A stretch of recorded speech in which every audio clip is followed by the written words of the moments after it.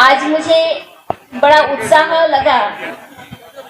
पहले मैंने तंबू विन्यास से कहा था कि मुझे कुछ बोलने में अजीब सा लग रहा है तंबू का बम्बू, लेकिन बाद में मैंने देखा कि इसका जो प्रयोग है बाबा साहब ने 18 मार्च के 1956 के अपने भाषण में किया है।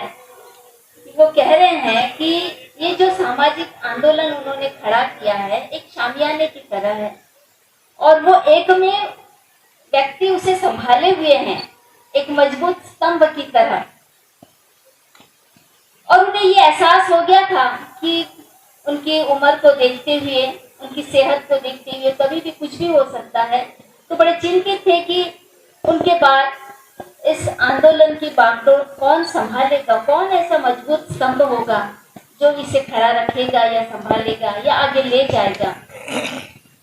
और इसी चिंता को उन्होंने उस भाषण में व्यक्त किया है। और आज इतने वर्षों के बाद में फिर वही प्रश्न उठाना एक प्रासंगिक प्रश्न है।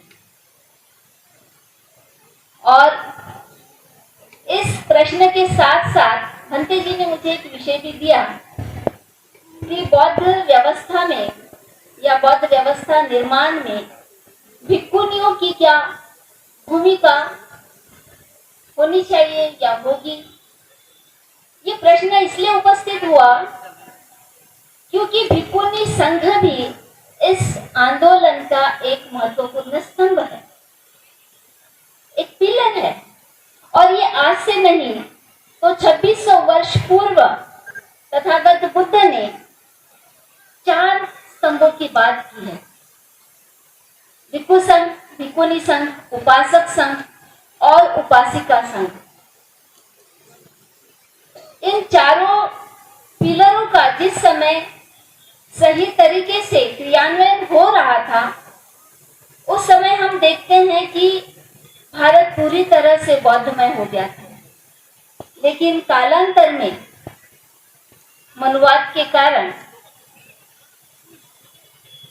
हमारे जो ये चारों महत्वपूर्ण पिलर है जो ढा दिए गए। और उसके बाद में बाबा साहब की जो क्रांति हुई, यहाँ पर नागपुर की दीक्षा भूमि पर जो क्रांति हुई, फिर से बुद्ध धर्म को पुनर्जीवित किया। वहां से हम देख रहे हैं कि भारत में हमें भिक्खु संघ दिखाई दे रहा है।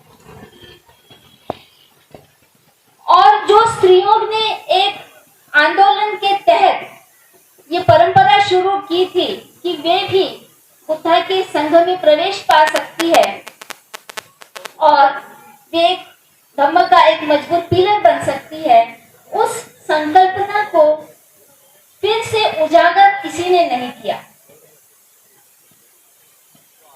जब नागपुर में 1998 से फिर से भिक्खुनी संघ पुनर्जीवित हुआ तो वे भी इस बारे में उतनी गहराई से चिंतन नहीं कर सके कि ये बुद्ध द्वारा बनाया गया एक मजबूत पिलर है जो धम्म और समाज और सांस्कृतिक रूप से एक क्रांति को आगे ले जाने के लिए महत्वपूर्ण कार्य कर रहा है। सब बिखरे बिखरे हुए थे, उन्हें जोड़ने का महत्वपूर्ण कार्य हमने नागपुर से शुरू किया। हम कहेंगे कि पूरे भारत में तो नहीं, लेकिन एक हमारी छोटी सी कोशिश रही है कि हम भिक्खुनी संघ को इस धम्म क्रांति के या इस सामाजिक आंदोलन के एक बम्बू के रूप में खड़ा करने की कोशिश करते रहे हैं। और आज ये कार्य दुगुनी गति से हो सकता है जब हम चारों संघ ये समझ ले कि हमारे समन्वय से ये कार्य बहुत तेज गति से बढ़ सकता है। अभी भी लोग भाषणों में बोलते समय भिक्खु संघ बोलते हैं, लेकिन भिक्खुनी संघ जबान पर नहीं आता है। उपासक उपासिका जरूर बोलते हैं। जैसे आप किसी इमारत को बनाते हैं या छत को बनाते हैं तो उसमें 4 पिलर बनाते हैं ना, 4 पिलर या 3 ही पिलर बनाते हैं, 4 पिलर बनाते हैं, है ना। तो ये जो दूसरे नंबर का पिलर है भिक्खुनी संघ, ये कहीं ना कहीं मिसिंग नजर आता है। मतलब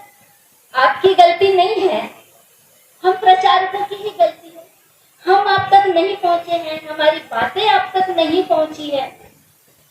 यहाँ तो सैकड़ों हजारों बातों की हम बात कर रहे हैं।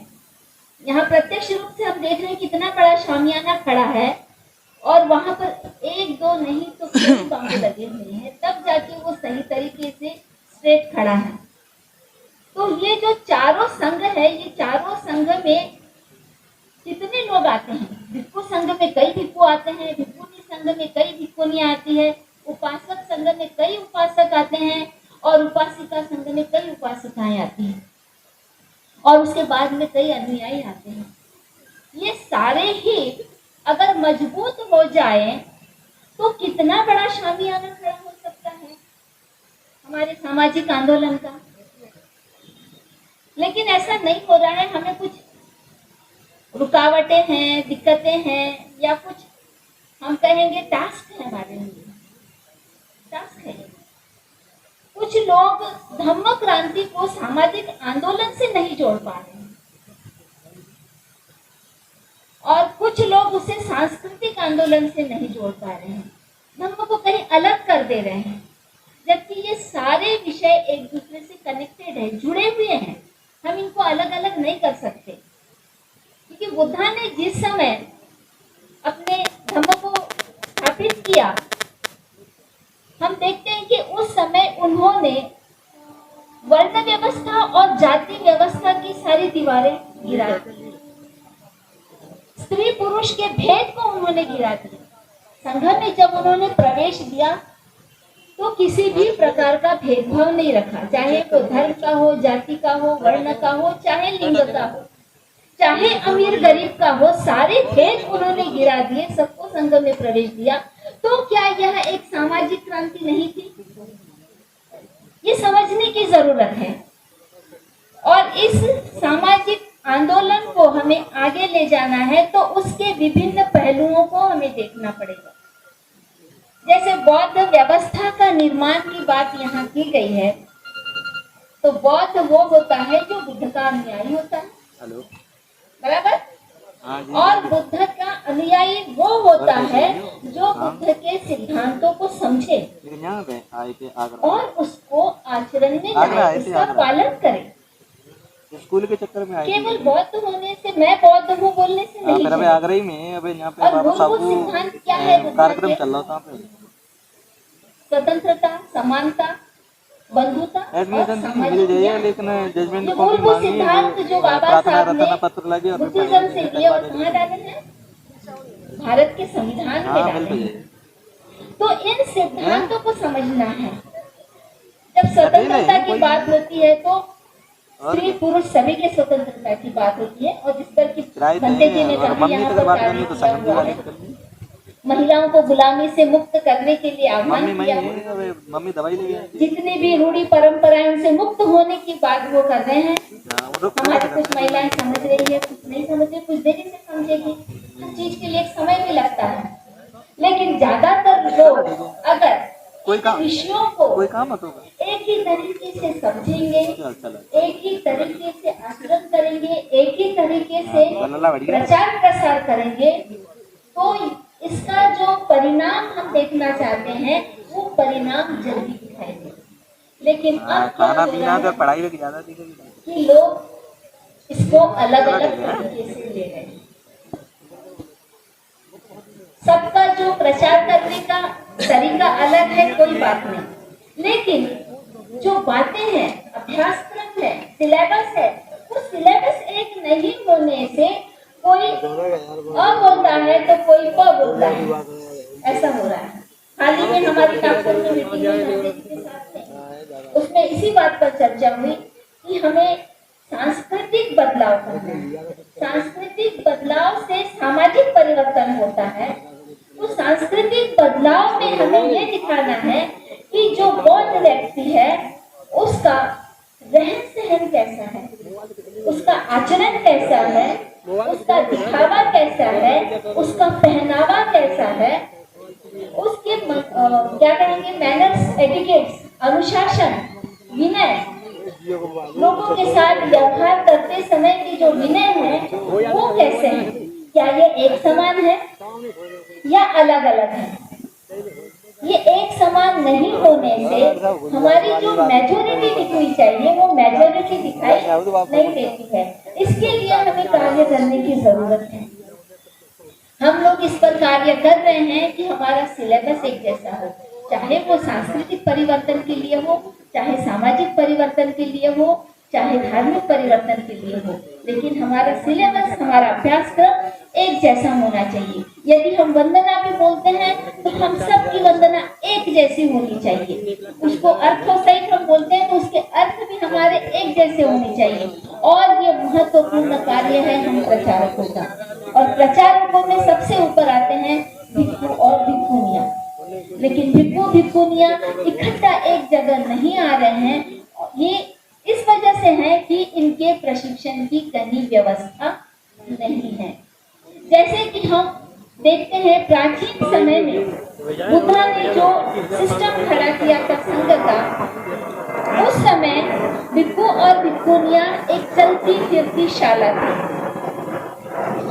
वो कैसे चलते हैं, कैसे बोलते हैं, क्या बोलते हैं, इससे लोगों को ज्ञान मिलता था। वो एक चलती फिरती शाला थी। कालांतर में हम देखते हैं बौद्ध विद्यापीठों का निर्माण हो गया और वहां पर भिक्खु भिक्खुनियों ने शिक्षित होना चालू किया और जो शिक्षा ली उसका उन्होंने वहां पर शिक्षा देने का काम शुरू किया, मतलब प्रचार प्रसार शुरू किया। और यहीं से भारत विश्वगुरु बना। विश्वगुरु यहीं से बना क्योंकि सभी विश्व के लोग यहाँ पर आकर इन बौद्ध विद्यापीठों में शिक्षा लेने लगे। आज हमारे समाज में इस बात की बहुत बड़ी कमी दिखाई देती है।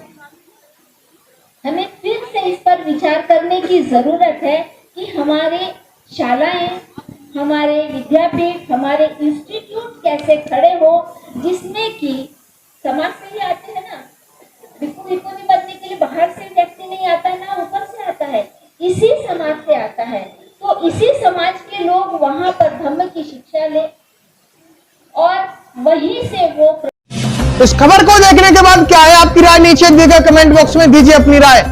ऐसी तमाम बड़ी खबरों को देखने के लिए जुड़े रहिए हमारे साथ। खबर अच्छी लगे तो लाइक कीजिए और शेयर कीजिए और हाँ, चैनल को सब्सक्राइब कर घंटे वाली बटन को दबाना ना भूलिए। फिर आते हैं आपके बीच कुछ खास खबरों के साथ। तब तक के लिए जय भीम।